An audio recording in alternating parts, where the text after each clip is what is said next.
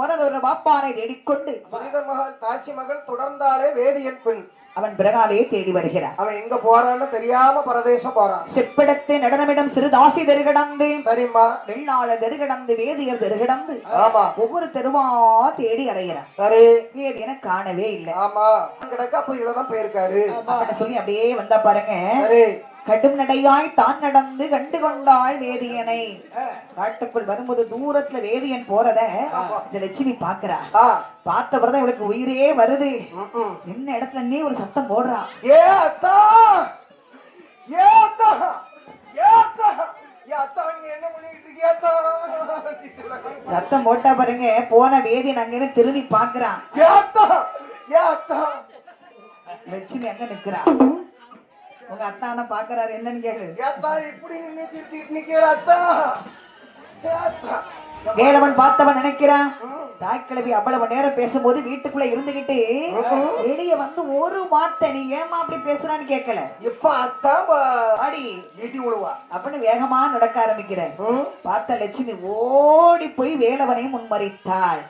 அத்தா இல்லங்களத்தா தயவு செய்து தூர பேரு. எங்க போறீங்க? நான் எங்கயாவது போறேன்னா எங்க போறீங்க? நான் எங்க சாவ போறேன். பரதேசம் போறேன்.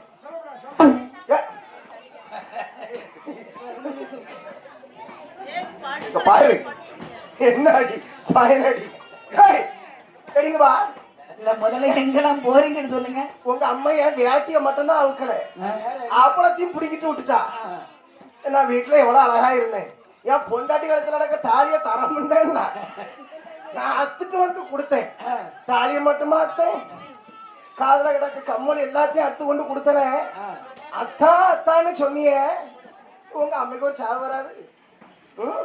பாருங்க உங்க அம்மா என் தலை நிறைய மண்ணலி போட்டு தலை நிறைய மண்ணலி போட்டா. நீங்க அம்மா சொன்னா நீங்க தான் அம்மா தலை நிறைய மண்ணடி போட்டீங்க அப்படின்னு. நான் அப்படி செய்வேன் அம்மா என் மகரே போய் நான் உங்களை நம்புவேன் அத்தா. அப்படி உங்க அம்மா என்ன என்ன கேட்டா தெரியுமா? என்ன கெட்ட கெட்ட வார்த்தையில எங்க அப்பாவை பார்த்து அசிங்கசியமா பேசணும்மா உங்க அம்மா. அது மட்டும் சொன்னாலும் பரவாயில்ல. என்ன எங்க அப்பா அப்படியே சொல்றா. நாங்க எப்படிப்பட்ட குடும்பம் உனக்கே தெரியும். அதானே எப்படிப்பட்ட உத்தமர் நாங்க. அத்தா வருத்தப்படாதீர்கள் அத்தா. நான் ஒண்ணு சொல்லட்டுமா? ஆனா வா மேல கோவம்.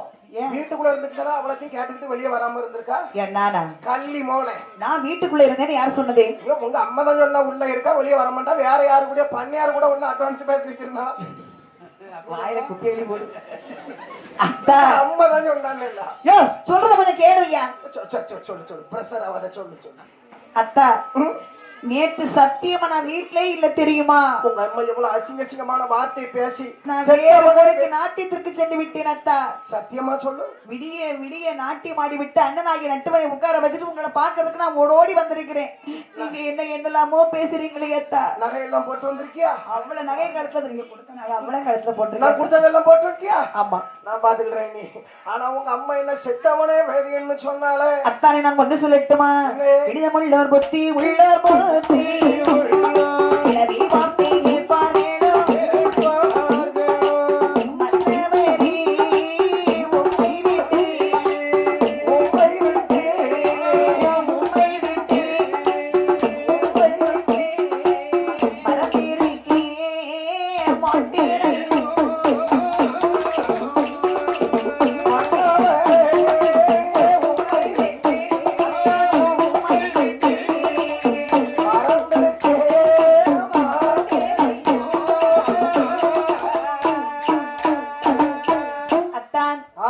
சொல்லுவாங்க தெரியுமா? என்ன கெடிதம் உள்ளோர் புத்தி உள்ளோர் கிளவி வார்த்தை கேட்பார்களோ அப்படின்னா சொல்லல. இது வயசான காலம் 60க்கு மேல கிறுகிறுப்புன்னு சொல்லுவாங்க. என்ன பேசுறேங்கிறதே தெரியாது. அத்தா எங்க அம்மாவுக்கு வயசாகி போச்சு ஏதாவது பேசுவாங்க.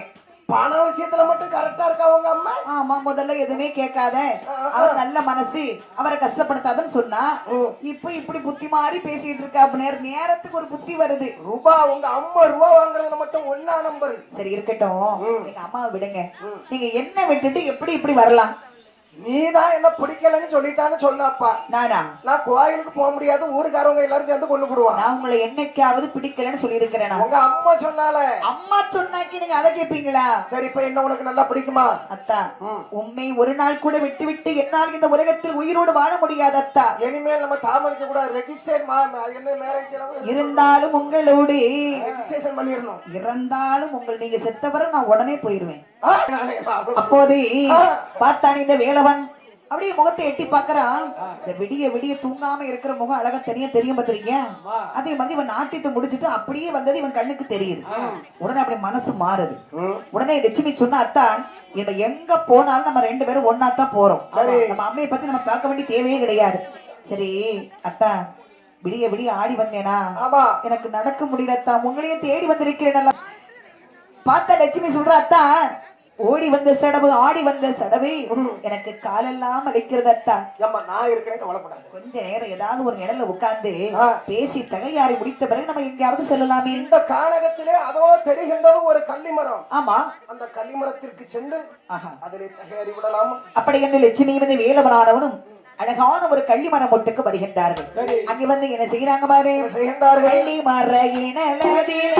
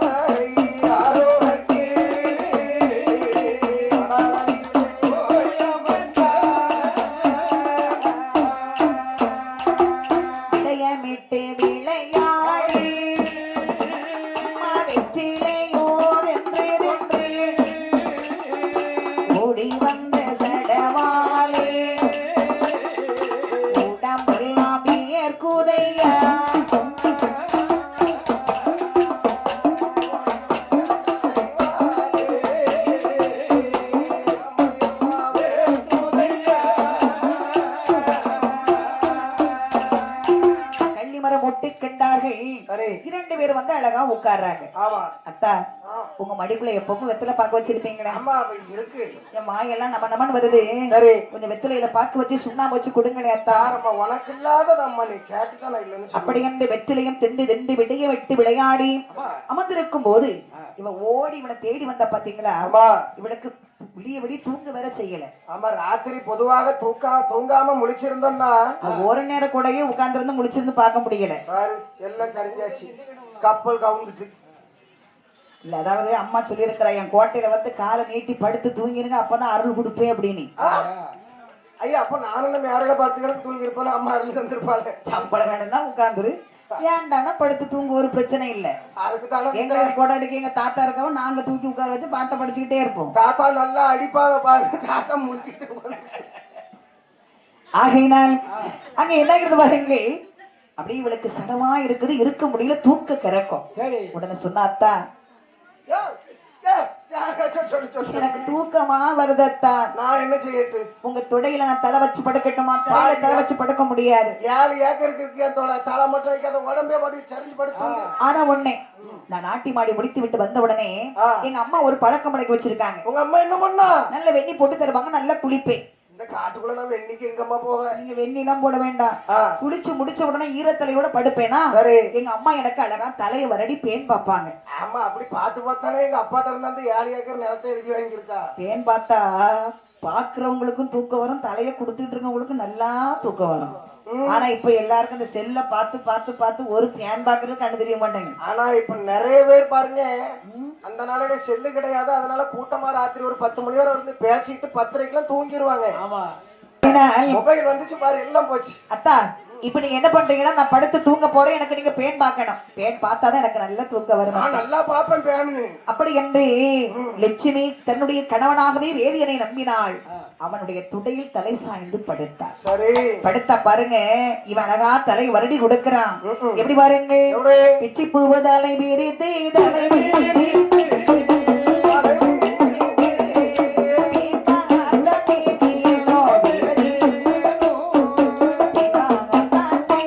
ஏனோ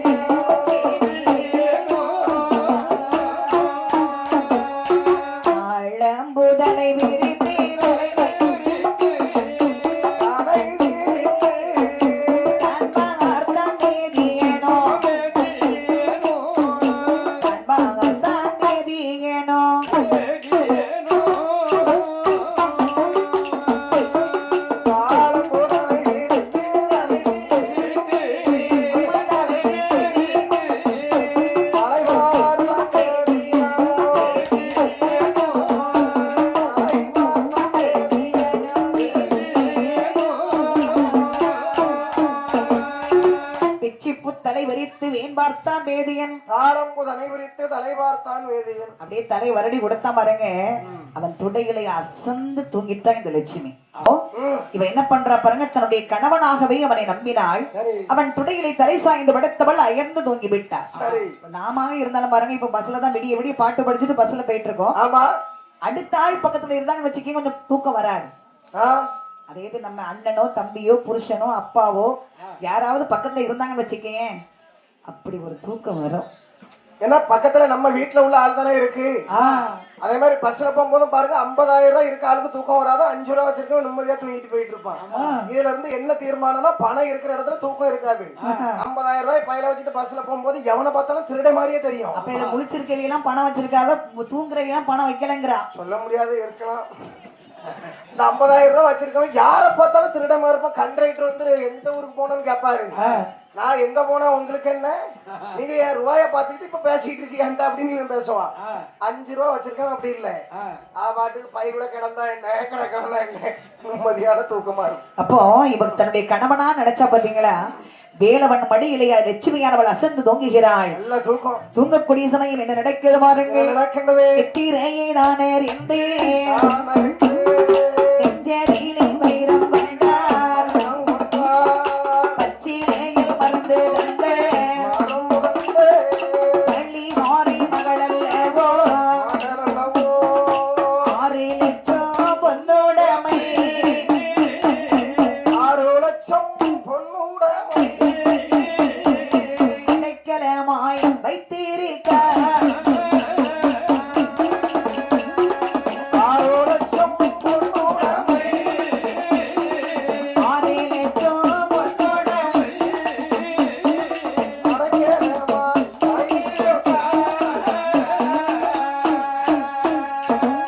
ஆசி மகள் தன்னகையை தந்திரமாய் கலட்ட வேணும், வேறு தொழில் இல்லாமல்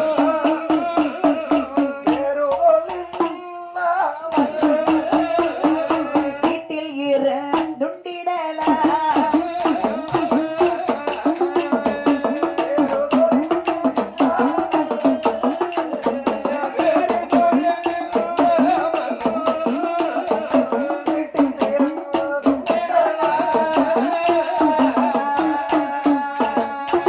அதாவது லட்சுமி அசந்து தூங்கிட்டு இருக்கிறா. சரி. வேலவன் அப்படி உட்கார்ந்து இருந்தா பாருங்க, வா. மடியில படுத்திருக்க கூடிய லட்சுமியும் எட்டி பாக்குறா. பார்த்தா அன்னைக்கு லட்சுமியின் முகம் இவன் கண்களுக்கு தெரியவில்லை. யார என்ன தெரியுது? நித்திரையை தான் அறிந்து நெஞ்சதிலே வைரம் கொண்டார். அதாவது இவன் கழுத்துல போட்டிருக்கிற பாருங்க, கொடுத்த பொன் நகை அத்தனையும் அதெல்லாம் இவன் கண்ணுக்கு பளிச்சு பளிச்சுன்னு தெரியுது. ஆஹா, இதெல்லாம் நம்ம கொடுத்தது தானே. 6 லட்சம் பொன்னுடைமை அடைக்கலமாய் இவன் மேனியில போட்டுட்டு வந்திருக்கிறா. இதெல்லாம் யாரு கொடுத்தது? நம்ம கொடுத்தது. இவ்வளவு நகையை வாங்கி வச்சுக்கிட்டு தானே தாய் கிழவி நம்மளை பார்த்து செத்தவனேன்னு கேட்டா. ஆனா ஒண்ணு சொல்லுவாங்க, தாயை போல நூலை போல ஓலை, நூலை போல ஓலை இல்ல சேலை. பழமொழி டக்கு டக்குன்னு வாயில வராது உனக்கு. தாயை போல சேலை. சரி, எப்படி எப்படி நூலை போல சேலை, தாயை போல பிள்ளை. தாப்பன போல பிள்ளைன்னு தானே சொல்லுவாங்க. பார்த்தேன், ரைட்டு. சில வீட்டுல அப்படி இருக்கும், சில வீட்டுல அம்மாவை போய் இருக்கும்னு வச்சுக்கேன். அப்ப அப்படின்னா அவளே மாதிரி தானே இவ்வளவு இருப்பா. இன்னைக்கு இந்த சிவகாமி பேசுன மாதிரி நாளைக்கு லட்சுமி பேச மாட்டான்னு என்ன நிச்சயம்? கண்டிப்பா இதுல கண்டிப்பா இவ பேசியே தீருவா. அது இல்லாம இப்ப நமக்கு தேவை இந்த லட்சுமி இல்ல. அவ கழுத்துல போட்டிருக்காரு 6 லட்சம் பொன்னுடைமை. ஏன்னா லட்சுமி எவ்வளவு நாள் இந்த வயசோட இருக்க போறா? எவ்வளவு நாளைக்கு அந்த அழகு இருக்கோ அவகிட்ட? இப்பமே வயசு 27. 27 ஆயிட்டா? ஆமா, 17 கேள்விப்பட்டேன். 27 ஆயிட்டு. அப்படியா? இன்னும் 10 வருஷத்துல 37,000. அப்புறம் ஒரு 10 வருஷத்துல 47,000. 37 ஆனாலே சுருக்கு சுருக்கா உளுந்துரும் முகம்லாம். எவன் பாப்பா? நம்ம தானே பார்த்தாகணும். இப்போ இந்த நகையெல்லாம் கலட்டி கொண்டு போனோம்னு வச்சுக்கேன், இந்த பணத்தெல்லாம் நம்ம நகையெல்லாம் வித்து பணமாக்குறோம். ஆமா. ஒரு லட்சுமிக்கு எத்தனை லட்சுமி வாங்கலாம்? கை பிடிக்கிறதுக்கு ஒரு லட்சுமி, கால் பிடிக்கிறதுக்கு ஒரு லட்சுமி, விசிறி விடக்கு ஒரு லட்சுமி, எல்லாத்துக்கும் குளிப்பாட்டி விட ஒரு லட்சுமி, எல்லாத்துக்கும் தொட்டி விட ஒரு லட்சுமி, முதுகுல சொரிஞ்சு விடுறதுக்கு ஒரு லட்சுமி. அப்படி பணத்தை கொடுத்தா எத்தனை லட்சுமி வேணாலும் விலைக்கு வாங்கலாம். அப்பா வீடு உள்ள லட்சுமி தான். அப்ப நமக்கு இப்ப லட்சுமி தேவையா நகை தேவையா? நகைதான் தேவை. தேவை அப்படின்னு சொன்னா இந்த தாசி மகள் தன் நகையை தந்திரமாய் கலட்ட வேண்டும். ஐயோ, நகையை மட்டும் கலட்டி விட்டுட்டோம் வைங்களேன், நம்ம அந்த பணத்தை வச்சுக்கிட்டோம் வைங்களேன், உயிருள்ள காலம் வரைக்கும் வேலைக்கே செல்ல வேண்டாம். கண்டிப்பா கண்டிப்பா. வீட்டுல உட்கார்ந்து கால் மேல கால் போட்டு உட்கார்ந்து இருந்து அப்படி கையை தட்டின போது சாப்பாடு முன்னால வந்து நிக்கும். மறுபடியும் ஒரு கையை தட்டின போதும் கூல் ட்ரிங்க்ஸ் பக்கத்துல வந்து நிக்கும். அப்ப எல்லாம் பணம் தான் காரணம். கண்டிப்பா. பணமா குணமான்னு பார்க்கும்போது பணம் தான். பணம் பந்தியிலே குணம் குப்பையிலேன்னு சொன்னான். ஆமா. ஒரு மளிகை கடைக்கு போய் ஐயா என்கிட்ட இவ்வளவு குணம் இருக்கு, ஒரு 1/2 கிலோ சீனி கொடுங்கன்னு கேளுங்க, அவர் தாராருன்னு பார்ப்போம். பணம் எவ்வளவு இருக்கு? குணத்தை மிஞ்சும் பணம். கண்டிப்பா. ஆகையினால் நமக்கு இப்போது லட்சுமி தேவையில்லை, அவள் பணம் தான் தேவை. நகைதான் தேவை. முதல்ல இந்த நகையெல்லாம் நம்ம தந்திரமா கலட்டணும். அப்படி என்று சொல்லி என்ன செய்கிறான் பாருங்கள். காட்டுக்குள் சுற்றுமுற்று பார்த்தான். சரி. ஆள் நடமாட்டமே இல்லாத ஒரு காடு. என்ன செய்தான் தெரியுமா? யாரோ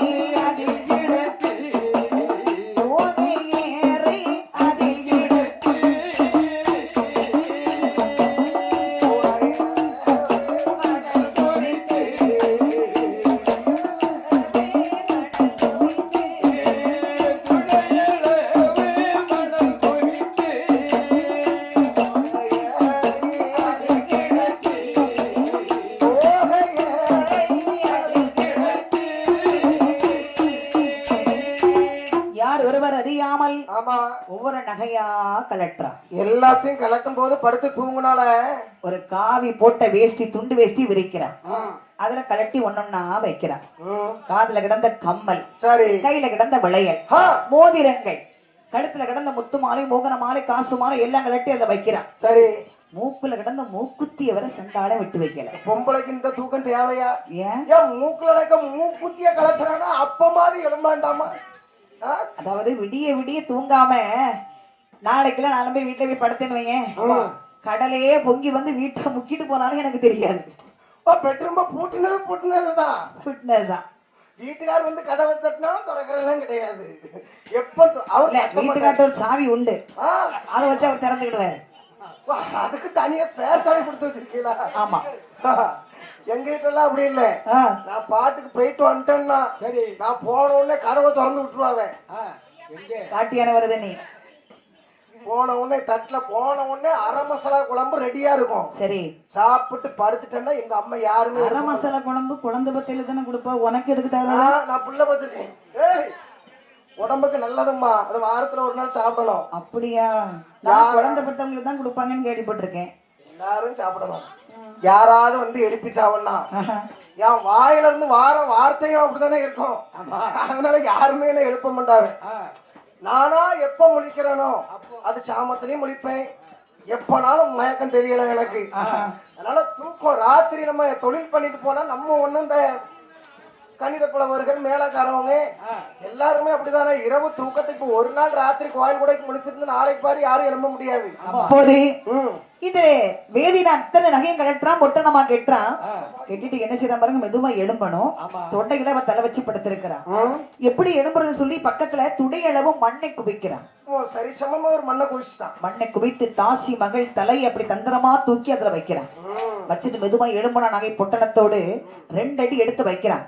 வைக்கும் போது நினைக்கிறான், இந்த லட்சுமியானவளை ஊருக்குள்ள விட்டுட்டு காட்டுக்குள்ள இவ்வளவு தூரம் நம்ம வந்துட்டோம். இவ்வளவு தூரம் நம்ம தடமை அதாவது வலிமேது விழி வைத்து. ஆமா, நம்மளை தேடி மோப்பம் முடிச்சு வந்தவ மாதிரி வந்துட்டா. இந்த லட்சுமி வந்து ஒரு 7.5 சனி மாதிரி. அப்போது இவளை விட்டுட்டு போனோம்னா கண்டிப்பாகவே நம்ம கூட வந்துகிட்டே இருப்பா. ஆமா, அப்படி என்ன இந்த வேலை பண்ண நினைக்கிறேன். கொல்லாமல் விட்டோம் ஆனால் விட்டோம் கூட வருவாளனவே தாங்காதே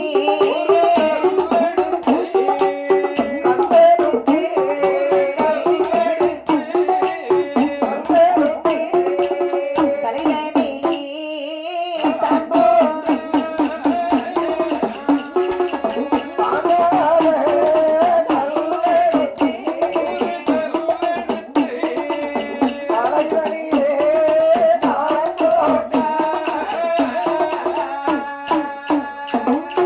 கொல்லாமல் விட்டு சென்னுமையானால் கூட தொடர்ந்து வருவாள் என்று. அப்படியானால் இவளை கண்டிப்பா கொன்னுகிட்டு தான் நம்ம இதை விட்டு போகணும். ஆனா காட்டுக்குள்ள எப்படி கொல்வது அப்படின்னு பாக்குறா. பேசாம கழுத்து நெரிச்சு கொண்டுருவோமா? கழுத்தை இப்படி மேல விழுந்து நெரிக்கும் போது மேல உளுந்துல நெரிக்க வேண்டாம், பக்கத்துல நின்னு அப்படி கழுத்து நெரிச்சுட்டா என்ன அத்தான் என்ன ஒரு கொன்னுகிட மாட்டோம். கத்தி எடுத்து குத்தி கொல்லலாம்னா நம்ம வேதியர் குலம் கத்தி கிடையாது, குத்தி கொல்லுகிடவும் முடியாது. No blood. ஆமா, அப்ப இவளை எப்படி கொல்றது? பேசாம இவளை கொன்னாதானே நம்ம நிம்மதியா போக முடியும். பாகுல கைய கொடுத்துட்டு நாக்கு எழுத்து பிடிச்சி அத்திரலாம். எப்படி கொல்றது அப்படியே யோசிக்கிறேன்.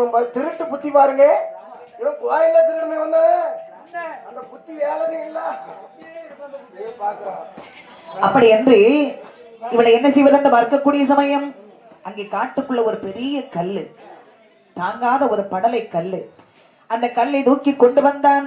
தூக்க முடியாமல் கொண்டு வந்து லட்சுமி அசந்து தூங்கிட்டு இருந்தா பாத்தீங்களா, அவளுடைய தலையிலே ஓங்கி ஒரு போடு போட்டார்.